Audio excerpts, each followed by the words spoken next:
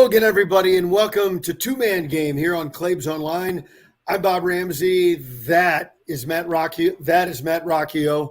And, well, the NBA competitive season is over, but wait, nothing's more competitive than the NBA draft. Damn right. And even though it's very difficult to figure out winners and losers, most competitions have a winner or loser.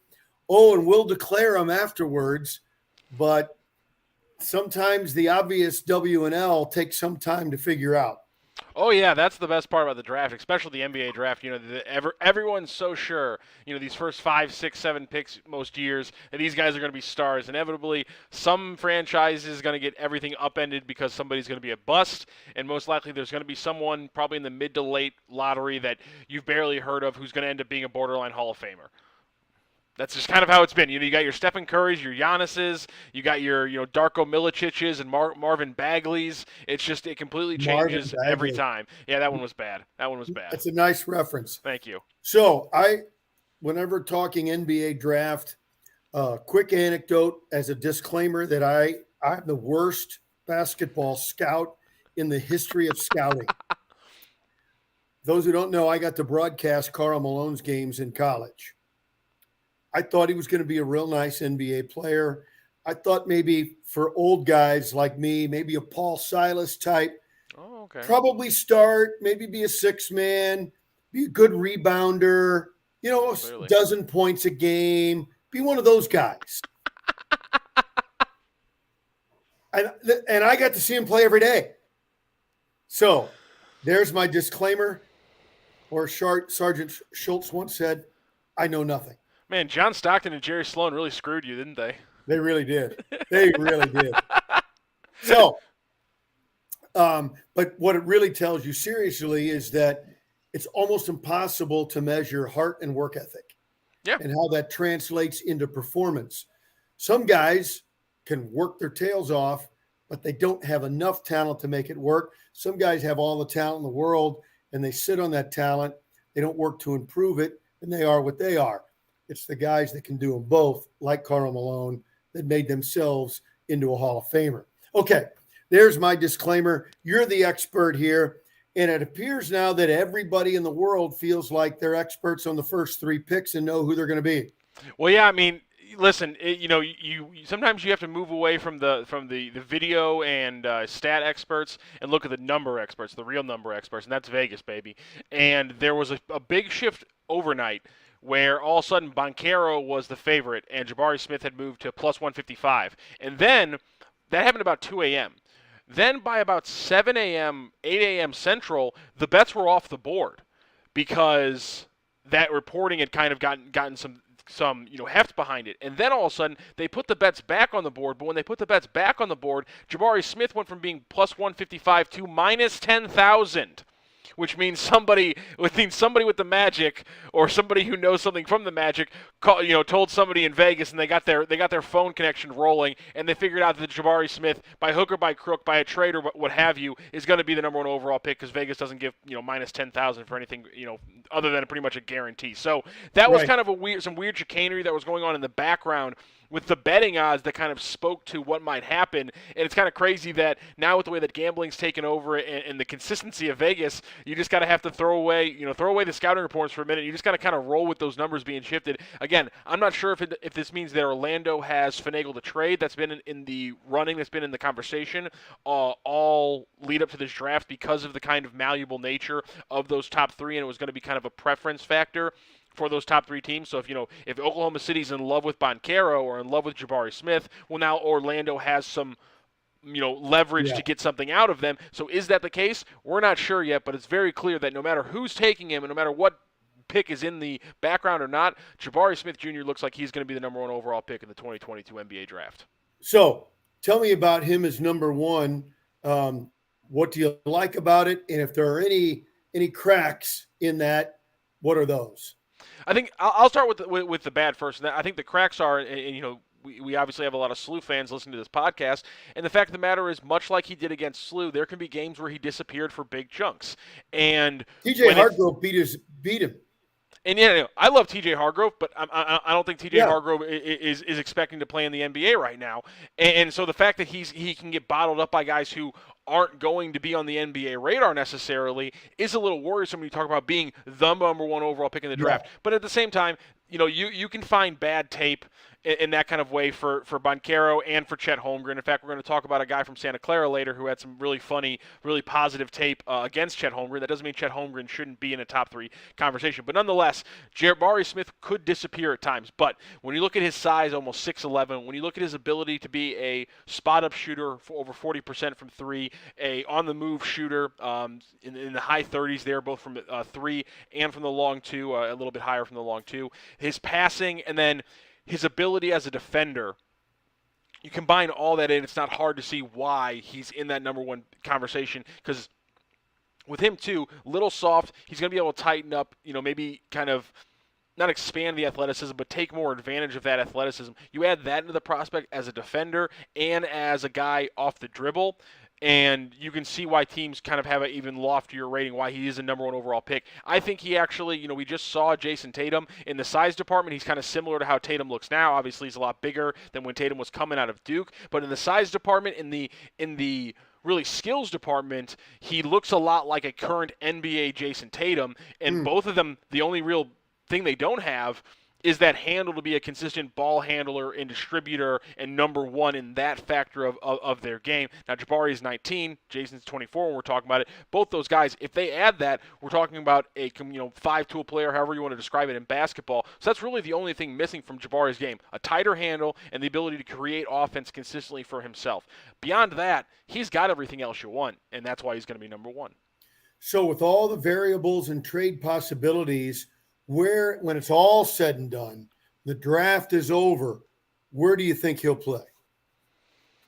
I think that what most likely happened is I think Orlando is going to settle with Jabari Smith, and I don't mean settle in a bad way. I don't think eventually the idea of trading down to 2 or 3 and the difference between Chet Holmgren and Jabari Smith, or Paolo Banchero and Jabari Smith, is going to be enough for them. And then when you look at the team that they're building right now, when you have Markelle Fultz, when you have Franz Wagner, having another go-to scorer that they can just kick it out to consistently as a spot-up shooter, and then somebody who's also going to be a bigger defender for them, there's no reason why Orlando wouldn't be happy to take him. I think he fits well in kind of their rebuild. Not that Chet Holmgren and Banchero wouldn't, but I'm guessing that it came down to Houston and OKC didn't give them enough to take advantage of the leverage, and at that point they're going to take their pick of the 3 players. And I think just with the way the NBA is going, with the consistency of the kind of player they're looking at, I just think Jabari Smith slightly edged out Banchero, because I have a feeling if you're the Magic, somebody like Chet Holmgren and the weirdness of that probably scared them away from him. So let's go to the 2 pick, and you think it's going to be Banchero 2 now, not 3. Actually, that's the funny thing is I think the Thunder are the exact team to take the roll of the dice on a Chet Holmgren. That's a little goofier, because I think that's actually perfect for OKC. Well, he has no shoulders. Yeah, and then that's what. And I wanted to get into this because you ended our last show with a very, very, very important question that I think gets to the core of basketball as a sport, as really just a practice within human sociology. Can you play NBA level basketball without shoulders? I think that's the big question. I kid, because I love basketball out west. I don't know why. I love the Mountain West. I love the Pac-12. I love West Coast Conference. So this past year, I think I saw probably, at least a dozen of Holmgren's games. At least a dozen. He's fantastic. Yeah, I can't tell you how many times I saw him get the rebound or block a shot and corral it, weave through traffic, not just dribble up the court uncontested, weave through traffic, go dunk it, or come down and spot up for a 3 and hit it. He has guard skills at 7 feet tall. He just doesn't have the look. You don't see bodies like that being productive in the NBA. So if he is going to go to Oklahoma City, what do you think about all that?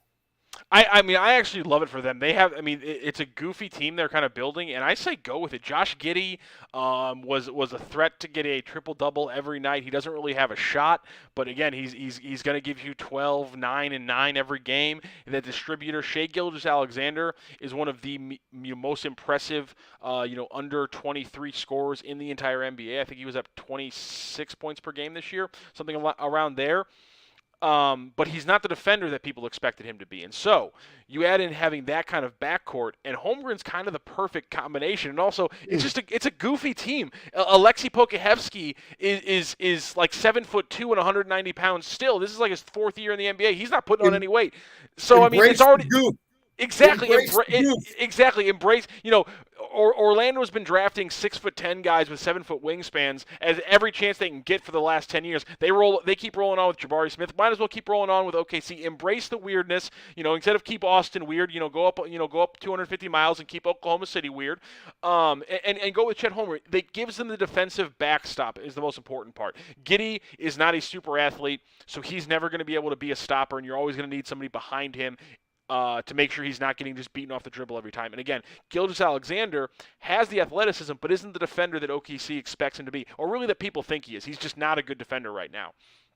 You put Holmgren, who's just an eraser behind you, and that kind of changes their ability defensively. It also accentuates the fact that if they get out and run, Chet Holmgren, if he's the ball handler after a block or a rebound, well, now he has two guys that he can get the ball to. They're going to keep the ball moving. SGA is going to finish well in transition. Giddey's going to find a pass every freaking time in transition to pick up an assist. He's so damn good at that. And so it just opens up every thing they're good at now, and it kind of accentuates it. It might not cover some of the flaws they have, and that they're weird, and the makeup of the team might be completely batshit and not work. But again, I say go with it. And again, they have multiple first-round picks.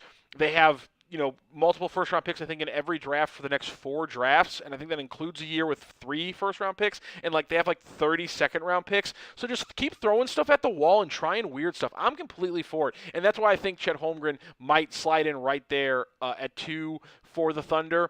I think there could be something here. Is there a case where maybe they sold their hand a little bit too much and they could have gotten another 2 second-round picks out of the Rockets by saying, hey, maybe we want Banchero at 2. You got to give us something so we don't take Banchero. Maybe, but I really do think that it's kind of settling in at Jabari Smith 1, Chet Holmgren 2, and then very obviously if he's there and you're the Rockets at 3, you're pretty happy if that's your consolation prize. So when we talk about Holmgren, do you kind of have a gut feel? Is he going to be a good NBA player? I just keep thinking, and this is, it's not body shaming, but can that body be successful in the NBA? Yeah, I think this is it's not Kevin Durant in that he's Kevin Durant. I'm saying in that a lot of times when you watched Kevin Durant at Texas, people were like, okay, he's going to have to change his frame, and he hasn't really. He's just figured out how to play the game with that frame. I think that's going to be I don't think Chet's going to add 25 pounds of muscle like people want him to because he's 7 feet tall. I think he's going to be a goofy-looking, lanky weirdo. It's just that in the NBA right now, you can get away with that, and that's going to be useful. And as long as you're getting out and running and killing people in the pick and pop, it's not going to matter that maybe in certain matchups like DeAndre Ayton when you play against Minnesota. There's a little tidbit for you because he's not going to be playing in Phoenix. When you play against the Timberwolves, you got to bang against DeAndre Ayton and Karl-Anthony Towns. Yeah, the game might not go too well for you if you're the Thunder, but there's going to be other moments of that game where you get out and you just completely run them off the court. And that's kind of it's kind of a zig and zag kind of thing. And I just think if you're the Thunder, the best thing is to zag. That's an interesting point. I didn't think of it till you were talking about it. When you talk about the matchups, because you mentioned Minnesota, mentioned Karl-Anthony Towns, and I'm thinking Memphis. Adams had to, I know he got a little banged up, but they played better in those matchups without him. Theoretically, Holmgren can get out and defend the bigs when they want to go out and shoot. So will that make, when they have those matchups, make them go inside and look to post him up? But he's a good shot blocker. that does create some interesting matchups. And how much should we talk about during the playoffs? Big men who can move their feet and stay with smaller players in the switch. Yeah. Holmgren's the best at it in this entire class. Maybe there's Sochan from Baylor, who's 6'9", 230. He can guard point guards like no 6'9" player like that I've seen in a long time. Well, OG Anunoby, Pascal Siakam, that's about it. Bam Adebayo. But other than maybe Sochan later on, Holmgren's going to be the best switch defender for a big man, I think, in this entire class, and that's going to be huge as we've seen with which way the NBA is going. So let's move to number 3 in Banchero. It's Banchero. That's easy. He's a monster of a scorer. You take what you can get. You compare with you pair him with Jalen Green. You hope both of them get a little bit better with their defensive effort, but you just sit back and let them both score 40 to 50 points a game. So if you think he can do that, and this goes back to your original point of intrigue, even up to overnight, the eve of the draft. I know you were being only a little bit facetious, high praise. Oh, they both go out and score 40 points a night. If he can do that, why is he not number 1? I wonder if it's the fact that a guy like Jabari Smith and a guy like Chet Holmgren, they create matchup and positionless versatility, not in a better way necessarily than Banchero, because Banchero creates those things, but they create them in a different way. Like I just talked about with Chet Holmgren on the ability to switch on defense, the ability of Jabari Smith to be a scorer really as a 3 or a 4, really as an oversized 2 in a lot of ways as well, and still be a good defender. Banchero, he's more of your typical kind of a 4 who you can play as a small ball 5, but is the rebounding there for him consistently for him to be a small ball 5? Is he fast enough? Is he good enough, with his lateral quickness to guard, essentially what a 4 is now in the NBA, which is not a stretch 4 doesn't really exist, and he's kind of in that mold a little bit. I don't think he's a bad defender, and I think that, if he's a guy who, if he has a similar growth in his style of game like a Jason Tatum, that's what you were talking about earlier. Yeah. And something I want to talk about is that growth is not always linear, and it's not always consistent, I should say. And sometimes guys make bigger jumps. Jason Tatum immediately went from Duke his very first year with the Celtics and had a completely different profile of a player. He went from being a guy who relied on 17-foot jumpers and didn't move his feet on defense to shooting more threes and giving his absolute all on defense. If Banchero can accentuate his three-point game and become more of an effective player on defense and have that kind of change, then yeah, he's going to be an absolute steal at number 3, and he probably should have gone number 1 because his ability to score inside and outside, if he accentuates those things, will probably be greater than a Jabari Smith. But I think there's an idea that maybe the ceiling's a little bit lower with Banchero, even though maybe the floor's a little bit higher. I know that's kind of a rudimentary, simplistic way to phrase it, but I think it might come down to something along those lines where you don't know where at 6'9", 250, if his versatility and his ceiling is high as it is for a guy like Chet Holmgren, who's a 7-foot, homunculus that you can do with whatever you want with, or Jabari Smith, who's kind of like a super-powered Rashard Lewis. So we've been talking about the top 3 picks. Is, in your mind, a clear delineation between 3 and 4? I don't think so. I think 4 is a very clear – I think Jaden Ivy is a very clear 4, and I think that this is one of the cases where the conversation kind of changed it around, where it was like top 3, and now Jaden Ivey's clear number 4, and the Kings can now do all this crazy stuff with the trades, and they can be really open because everyone wants Jaden Ivey and everyone wants 4, and that's where the draft's gonna shift, because that is where the draft's gonna shift, and because Jaden Ivey's, I think that the funny thing is I think it's kind of calcified in a top 3, then Jaden Ivey, then it kind of drops after 5, and so people are going to be fighting for 4, not just because Jaden Ivey, but because it kind of changes the draft. If he doesn't go 4, it'd be insane. Whichever team trades it for the Kings has to take him. Has a game very similar to John Morant. He's super explosive.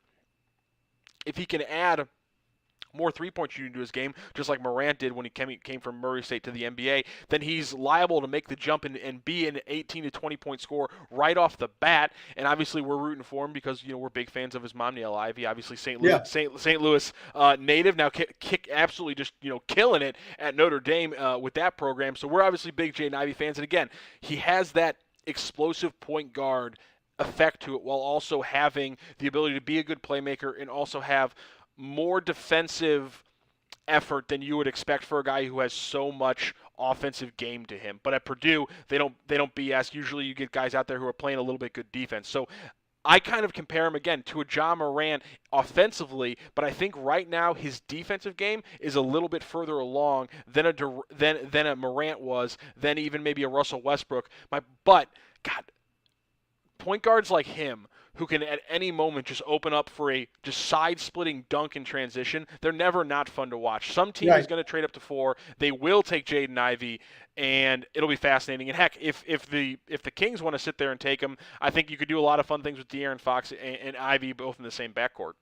Especially with Domantas Sabonis kind of like working off the elbow, I would love that. But I think if you're the Kings, you take advantage of the fact that there is a little bit of a drop down from Ivy to the next group, and you kind of make a move with that pick.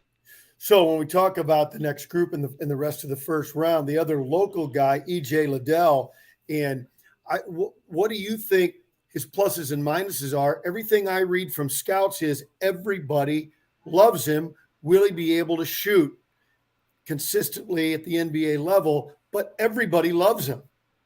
Oh yeah, I mean it's hard not to love him, and the games kind of come to EJ Liddell. You know, he was listed at 6'7", by the way, and he measured in at 6'5.5" at the actual combine, which I knew was coming.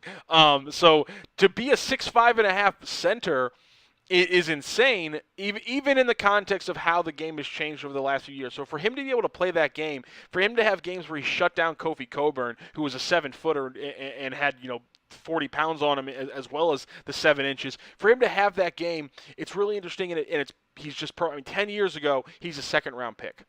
Just because he's a 6'5" center, even coming out of Ohio State, he's a second round pick. But now he's going to be, I think, borderline top 20, if not 21 or 22.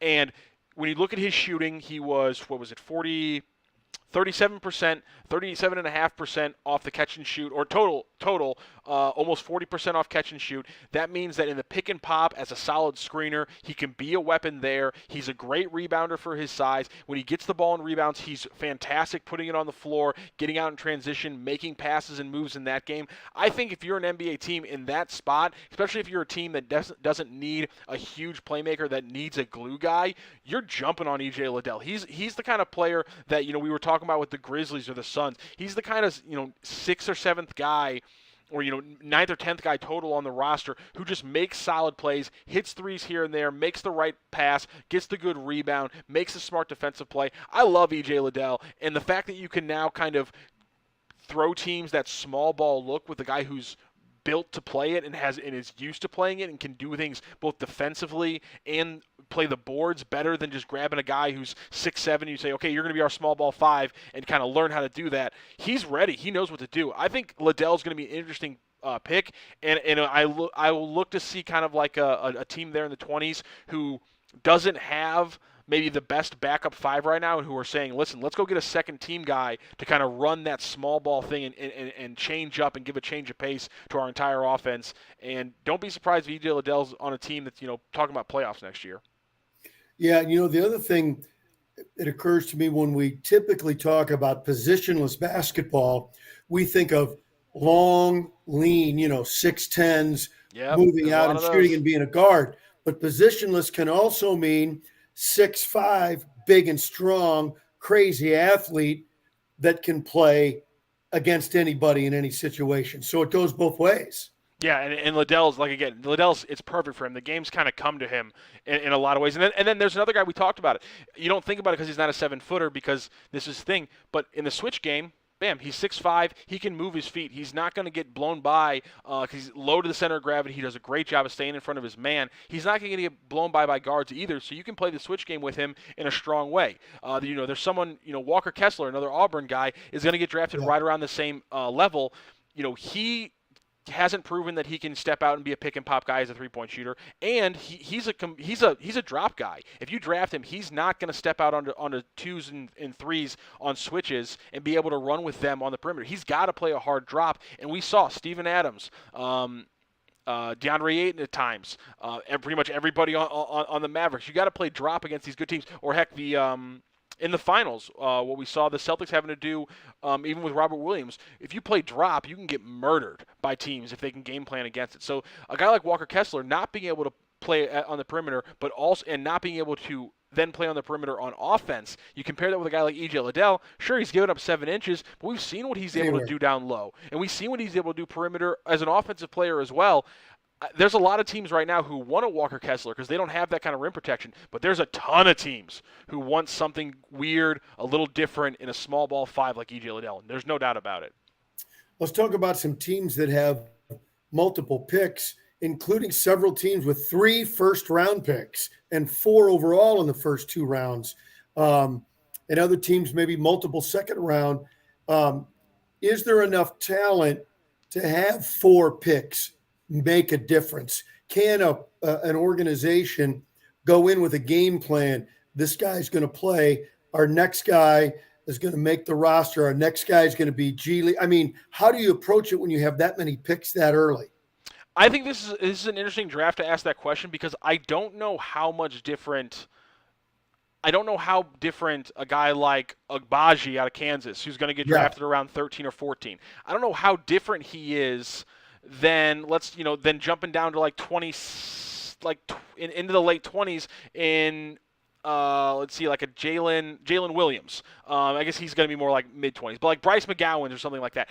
There's not that much difference between these kind of players, and so I wonder if you can just grab 3 or 4 of these 6'7" guys who are kind of good at shooting threes and are pretty good defenders, and if you hit on one of them, if you're the Spurs, that adds a pretty good piece to DeJounte Murray and Devin Vassell and the kind of the core they're building alongside Keldon Johnson as well. That could be something the Spurs, who have 3 first-round picks, they might just want to grab 2 of those guys in the 20s, roll with their high pick, and say if either of those guys hits, we got a group to roll with here. At the same time, if you're Memphis and you have 22 and 29, I think there's probably a case there where is there a big difference between the talent at 12 and 22 in this draft? Maybe not a huge one, but there's going to be a preference thing there. And so what you do at 22 and 29, you package those 2 first rounds and you go get something at 17 so you can make sure you get the guy you want. So Memphis, there's no reason for them not to package those up. Houston, with what they have, I would think,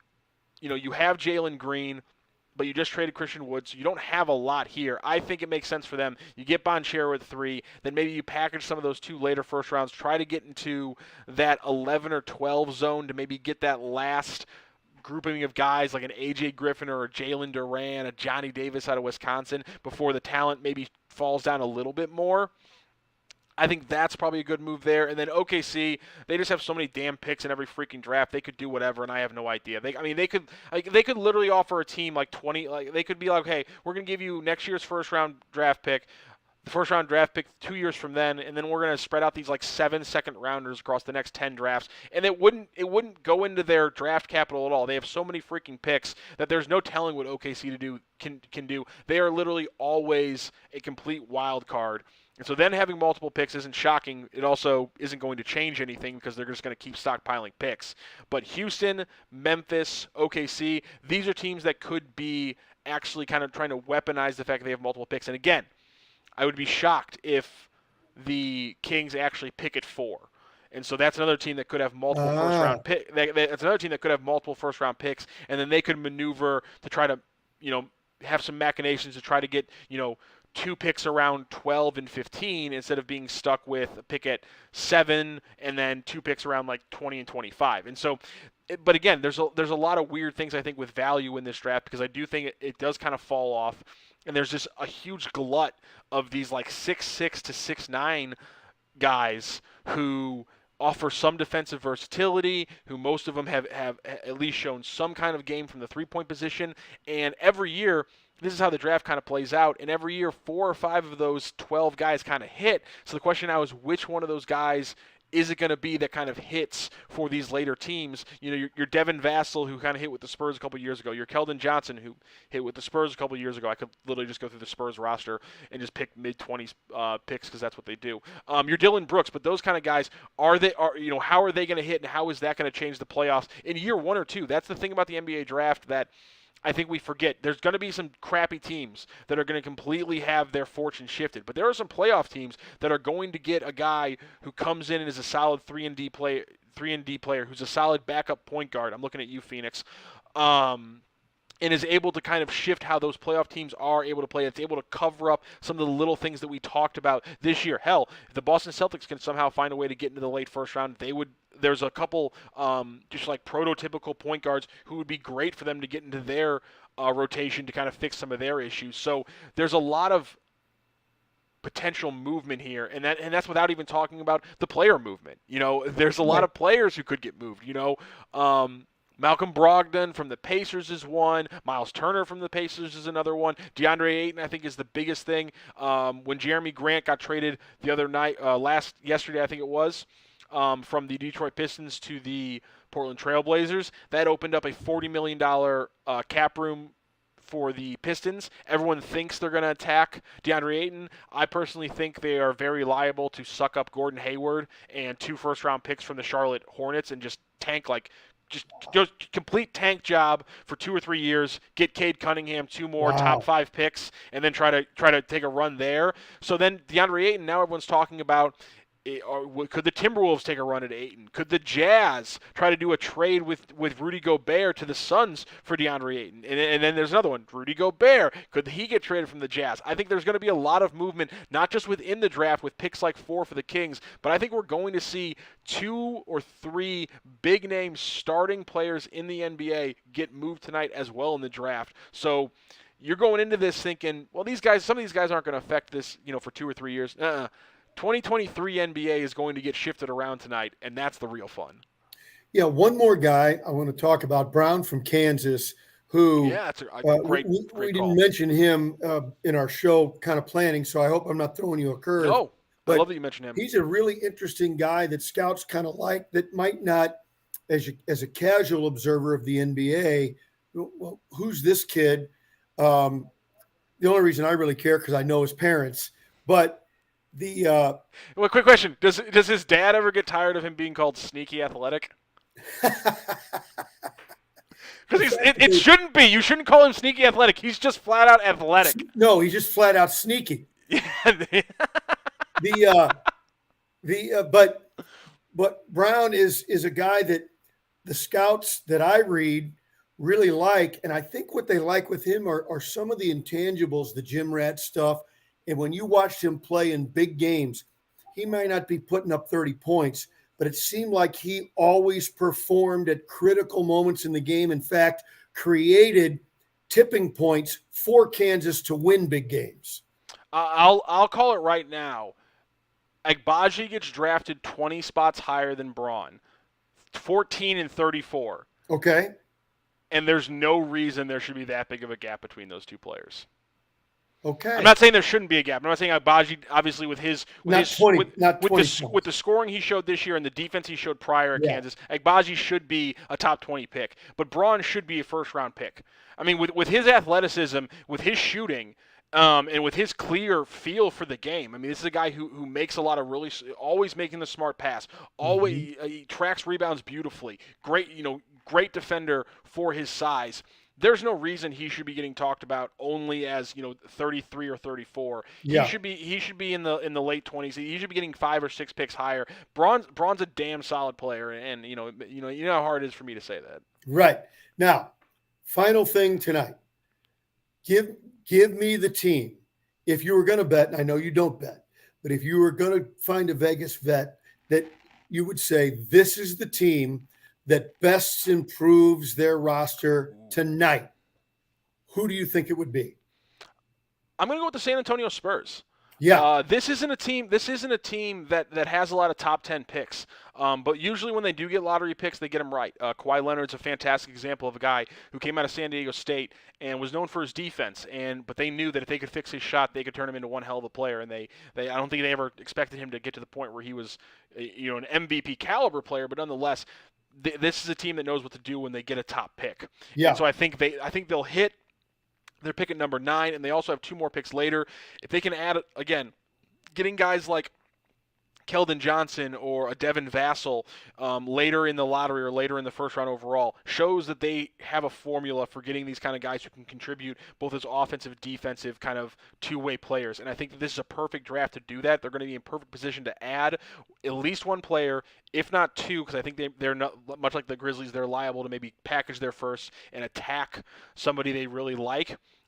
They're walking away with at least two players. Also, I'll put a little thing in here, not only for the Spurs, but maybe look out for some other teams to try to take maybe the extra first rounders and get them to moved back into 2023. That draft is wild talented, and this one again has a little bit of has good depth, but not a lot of top end to the same way. That draft next year is crazy. Teams are already thinking about how do we get maybe a pick from 2022 shifted to 2023. You saw the Nets didn't take. I'm blanking on which. The Nets had the option to take somebody's 2022 pick, and they said, no, we'll take your 2023 pick instead. And I can't remember which team it was or which trade. I'm blanking on that right now. But nonetheless, look for that kind of thing. The Spurs could be a team that they only walk away with two players instead of three because they find a way to take one of those 2022 picks and get it moved to 2023 in a trade. That's I think, is another thing that could be kind of viable. By the way, I want to mention one more thing before we go, and that is there's one other player you need to be looking out for. Okay, there's a guy from Florida State who actually has a goofier profile than Chet Holmgren. Chet Holmgren. He's 7 feet tall, much like Chet Holmgren, but he's 174 pounds instead of 195 pounds. 7 feet tall. Get the kid a sandwich. Yes, that's exactly what you need to get the kids going. John Butler out of Florida State. He hit 40% of his 3-point shots. He literally guarded all 5 positions at any one time. In fact, in the game against Duke, he guarded literally every single one of their players at one point in the game that they put out on the floor. He's 7 feet tall, 175 pounds. John Butler, watch for him in the second round. It's so weird to watch him play. Unlike Holmgren, I actually do think he could add like 30 pounds to his frame, but then he'll still be 7 feet tall and 205, and he'll still be a freaking stick. But again, defensive versatility and 3-point shooting for a guy who's 7 feet tall already, and you might be able to get him with the 35th, 40th pick. I'm just saying, if you're watching the draft late, keep an eye out for Florida State's John Butler. It's goofy, but it's fun. Rocc's tip of the night. There it is. Very good. That's the tip of the draft. This draft, it's going to be goofy but fun. That is good. Rocc, good insight, way to break it down for us, and we'll see how it all plays out when we talk next. That is Matt Rockhill. I'm Bob Ramsey. Thanks for being with us in the two-man game right here on Claibs Online. We'll see you next time. From our roots in St. Louis, Royal Banks of Missouri is branching out to continue serving you with our locations in St. Charles, Jerseyville, Granite City, and now in Hannibal, Center, and New London. Royal Banks of Missouri, the community bank in your community. St. Louis Acura has almost 200 pre-owned vehicles in stock with inventory arriving daily and can offer the best trade-in value. While others raise their prices and fees, we choose to earn your repeat and referral business by not taking advantage of the current market situation. We invest in our team, becoming one of St. Louis's top places to work and fastest growing companies. St. Louis Acura remains committed to becoming better than ever for you. Located at Manchester and Mason Roads.